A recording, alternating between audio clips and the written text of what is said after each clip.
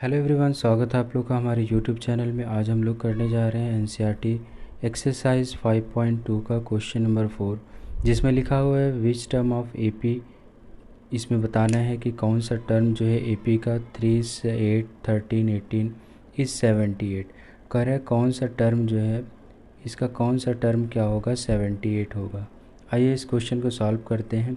तो आप लोग को पता होगा जिसमें पहला टर्म होता है इसको ए बोला जाता है, जो क्या होगा 3, ठीक है। और इसमें कॉमन डिफरेंस क्या होगा, डी फॉर कॉमन डिफरेंस। कैसे निकाला जाता है, second term minus first term, दोनों को माइनस करेंगे तो क्या मिल जाएगा हमको, डी का वैल्यू मिल जाएगा, ठीक है। और इसमें लास्ट वाला टर्म आप लोग को पहले से गिवन है, इसका मतलब ए एन का वैल्यू आपको गिवन है कितना है, 78।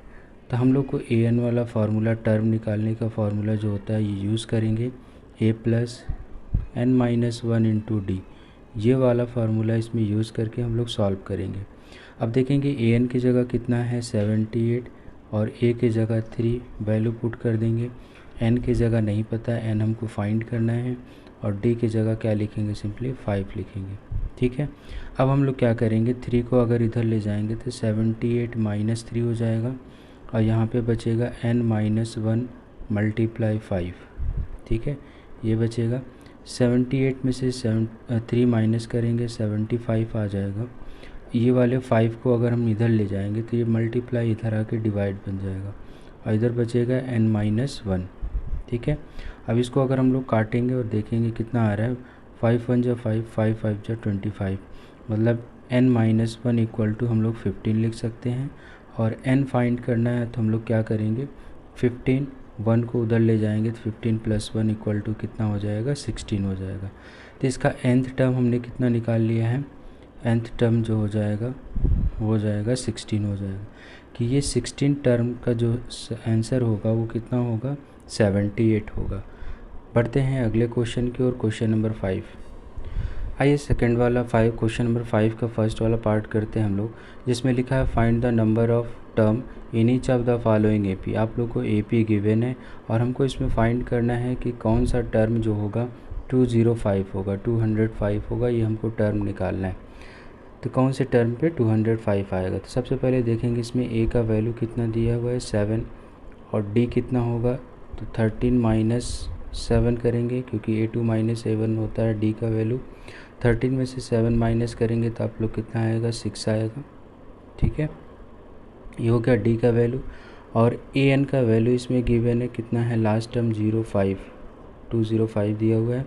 और इसमें हम लोग फार्मूला यूज़ करेंगे A N equal to A plus N minus 1 into D वाला फार्मूला यूज़ कर लेंगे, जिसमें ए एन की जगह 205 लिखेंगे, ए के जगह 7 प्लस एन माइनस 1 ऐसे रहने देंगे, डी के जगह 6 लिखेंगे। तो इस तरह से हम लोग क्या करेंगे, वैल्यू पुट कर लेंगे, पुट करने के बाद सॉल्व करेंगे। तो 205 है, 7 अगर इधर लेके आएंगे तो -7 बन जाएगा, यहाँ बचेगा n माइनस 1 मल्टीप्लाई 6। अब 205 में से अगर हम लोग 7 माइनस करेंगे तो कितना आएगा, 205 में से 100 कितना आ जाएगा, 92 आ जाएगा, ठीक है। 100 माइनस करके देखेंगे आप लोग कितना माइनस करेंगे तो 198 आएगा, माइनस करके देख लेंगे आप लोग। इक्वल टू इधर कितना है, n माइनस 1 मल्टीप्लाई 6। अब 6 को भी हम लोग क्या करेंगे, इक्वल टू की इस साइड लेके आएंगे तो मल्टीप्लाई है, यहाँ पे आके डिवाइड बन जाएगा, तो कुछ इस तरह से टर्म बन जाएगा। इसको हम लोग सॉल्व करेंगे, कितना आएगा, 6 3 जा 18 और 6 3 जा 18। इसका मतलब कितना आ रहा है, 33। तो 33 इक्वल टू कितना आ रहा है, n माइनस 1 आ रहा है। 1 को इधर लेके आएंगे तो 33 प्लस कितना हो जाएगा, 1 और इधर बचेगा n। तो n इक्वल टू हम लोग डायरेक्ट लिख सकते हैं 34। मतलब ये क्या होगा कि 205 जो होगा ये किसका टर्म होगा, 34th टर्म का वैल्यू होगा। तो ये 34th जो टर्म है इसका वैल्यू क्या होगा, 205 होगा। आशा करते हैं समझ में आ रहा होगा। बढ़ते हैं सेकंड पार्ट की तरफ। सेकंड पार्ट गिवन है, इसमें भी हमको फाइंड करना है कि कौन सा जो टर्म होगा वो क्या होगा, -47 होगा। आइए इसको भी सॉल्व करते हैं हम लोग। सबसे पहले ए का वैल्यू कितना गिवन है, इसमें 18 गिवन है और डी का वैल्यू कितना हो जाएगा, 15 1/2 -18, क्योंकि सेकंड टर्म माइनस क्या होता है फर्स्ट टर्म।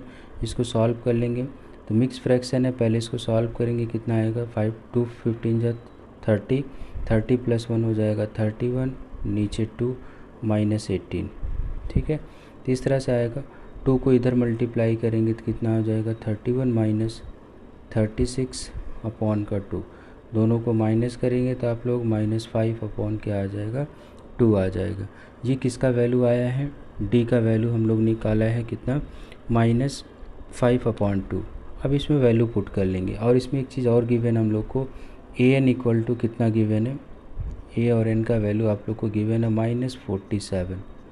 ठीक है, तब इसमें हम लोग को टर्म निकालना है, तो फार्मूला ये वाला यूज़ करेंगे, an equal to a + n-1 into D वाला फार्मूला, जिसमें an की जगह हम लोग लिखेंगे -47, a के जगह 18 प्लस n नहीं पता, n फाइंड करना है, d के जगह लिखेंगे -5/2। ठीक है, तो इस तरह से वैल्यू लिखेंगे हम लोग। 18 को इधर लेके आएंगे तो -47 -18 हो जाएगा, इधर n-1 जैसा है वैसे रहने देंगे। ठीक है, अब देखिए माइनस माइनस क्या हो जाएगा प्लस, तो लेकिन साइन क्या लिखेंगे, माइनस ही लिखेंगे। दोनों को प्लस करेंगे तो आप लोग देखेंगे कितना आ रहा होगा, प्लस करके देखिए कितना आ रहा है।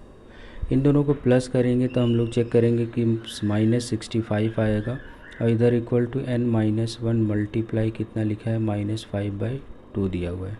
ठीक है, अब हम लोग ये वाली वैल्यू को उधर लेके जाएंगे, तो यहाँ से आप लोग इस साइड देख सकते हैं तो -65 ये वाला वैल्यू उधर जाएगा, तो इसमें क्या होगा, वहाँ जाके इस तरह से डिवाइड में बन जाएगा, डिवाइड में बनेगा 5/2 लिखेंगे। ठीक है, -5/2, और इधर कितना है -n-1 ये वाला वैल्यू रहे, ये माइनस से माइनस कट गया। ठीक है, ये 2 ऊपर चला जाता है तो 65/5 मल्टीप्लाई कितना होगा, ऊपर जाके 2 चला जाएगा, इधर इक्वल टू n-1 बचेगा। ठीक है, अब हम लोग इसको सॉल्व करेंगे तो इसको काटेंगे, कितना आएगा 13 आएगा, 13 2 जा कितना होता है 26। ठीक है, इधर n-1 को इधर लेके आएंगे आप लोग, तो 26 + 1 इक्वल टू n, तो n इक्वल टू कितना आ जाएगा 27। तो इस क्वेश्चन का n वैल्यू हमने फाइंड कर लिया, कितना आया है 27 आया है। तो 27th टर्म का जो वैल्यू होगा वो कितना होगा -47 होगा। आशा करते हैं आप लोगों को समझ में आ रहा होगा। समझ में आया तो वीडियो को लाइक और सब्सक्राइब ज़रूर करें।